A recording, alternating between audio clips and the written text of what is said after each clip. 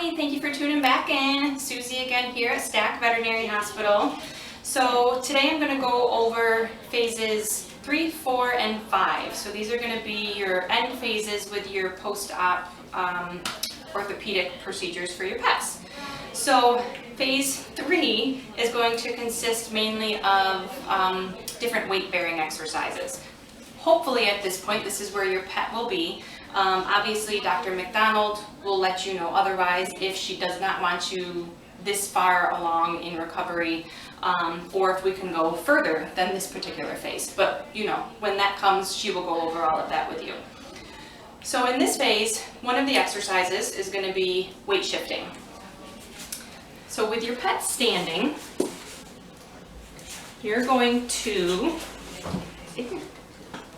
come back here at the hips, and you're going to gently grasp, stand up, buddy. Gently grasp the hips, trying to make sure that they're relatively square in the hind end, and you're gently just going to rock or sway side to side. So as we're doing this, you can see that the legs, both legs, are weight bearing differently. And we're going nice and slow, okay? In this same position, with your hands in the same spot, we're going to gently pull back and then push forward. Again, trying to make sure we're still nice and square. I'm going to pull back and push forward. And these are just engaging different muscles. But again, as you can see, these muscles right over here are completely engaged in this movement. Okay, another exercise is going to be cookie stretches. So this one, again, is going to aid in weight bearing. So how to do this is take a treat in front of your pet's nose. Ideally, we want to be standing. Come here, buddy. This way. Okay, very slowly and controlled, you're going to bring the treat side to side. Easy, dog. Let's try standing.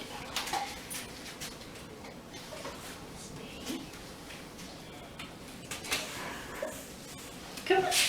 Good boy. Okay, stay. You may notice during this exercise that your pet actually sits. That's very common. You can still do the exercise, but you're going to get the most out of it with them standing. So I'll show you sitting here really quick since that's what we're doing. Okay, so hold the treat out in front. We're going to gently, slowly go side to side. And as we're doing this, it's forcing your pet to weight bear differently. We're also engaging our core and our spine. All right, let's see if we can do this standing.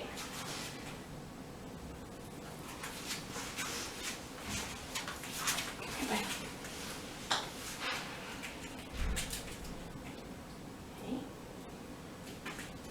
Easy.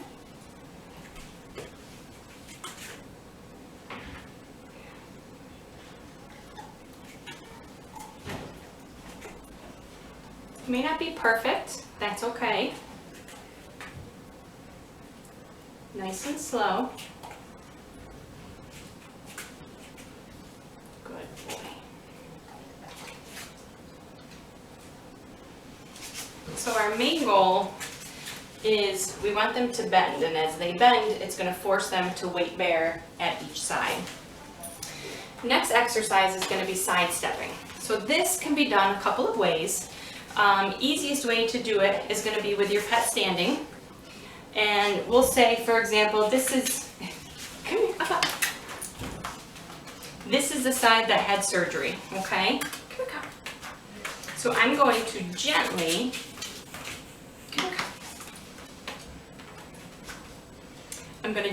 nudge the non-surgical side to force him to weight bear. So I'm going to gently nudge over here, and as you see, it's forcing him to sidestep in those back legs. Okay.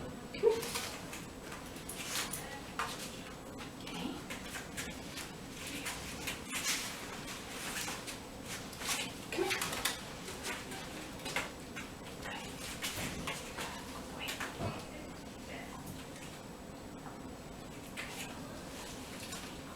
And you can do this both ways.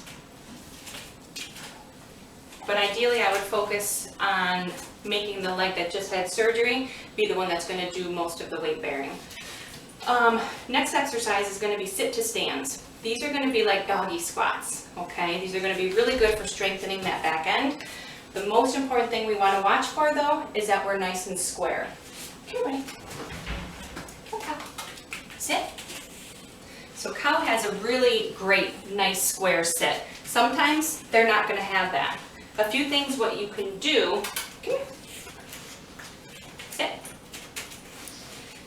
is sometimes if they have what we call a sloppy sit, you can have them sit right between your legs, and you can use your feet actually to help put those legs in a more square position. Also, depending on which way your pet leans to, you can put them up against a wall and have them sit. So if I lean out this way, I can't because the wall is there blocking me. So it's going to force me to sit more square. Okay. And then at this point, we will be gradually increasing our walks outside rather than just potty only and back in. You can probably stay out for a few, 5-10 minutes extra. Phase 4, again, we're going to be adding a little bit more. So we're going to continue everything that we've been doing so far, but now we're going to add in cavalettis. So cavalettis are great for range of motion and weight bearing. Also proprioception, or their awareness of limb placement. So I have a setup here. You don't need anything extensive like this. You can make do with mops, brooms, yardsticks, anything that you have at home. Again, does not have to be anything extensive like this. This is what I have. Use what you guys have at home. So these are positioned 2 inches off the ground. I would say right now, post-operatively wise, no more than 2 inches off the ground. Okay? So our goal with this exercise is we want them to step over each pole one by one. A lot of times you'll notice that your pet may hop over them or go really fast and try and skip one of the poles. We want to limit that and go slow. So they go 1 pole at a time. You may also notice that as your pet is crossing over these, their feet hit the poles. As we get a little bit stronger, build more muscle, and our proprioception or limb placement awareness improves, the legs should be lifting up higher to avoid hitting these poles. Okay? Come on, buddy. Boy. Good job. So these are the cavalettis. You can, at this point, start to incorporate inclined walking as well. So if you have a very mild hill around your house, whether in your yard or if you're going on a walk, you can definitely start to incorporate that in your exercise program.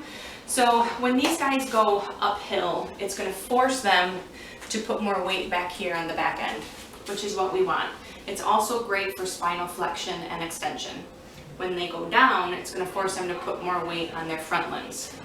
So, for example, this is not a hill, but I'm going to do a little step to make you guys see.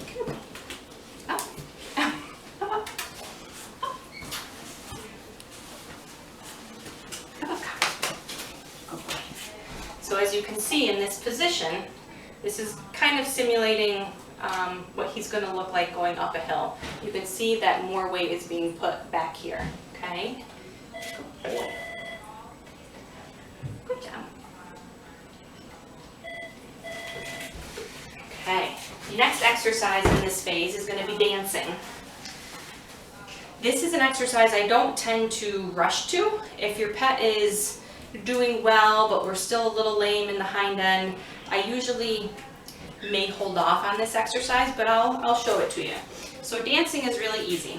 Basically, you're going to take the front feet, you're going to hold the front feet, it's just going to be the back feet on the ground, and you're just going to move a little bit with your pet. See? Good boy. Up. Yes. Good boy. Good boy. Good job. Come here. Do it again. Good. Good boy. So you may notice with the dancing that they tolerate it Sometimes they won't tolerate it. Do the best that you can. Again, with these exercises, we don't want them to relate these exercises to something uncomfortable or something that they don't like doing. We want this to be enjoyable for them. So again, we don't want to force them to do anything that they don't want to do. Okay, so the next phase, the last phase, this is where we're going to start to incorporate stairs into the mix.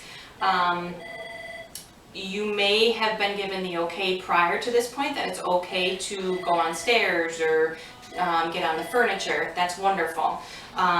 At this point you may have been told, no, let's hold off on stairs a little bit. So Dr. McDonald again will give the final say in how things are progressing along, but typically at this point we'll start to add in the stairs.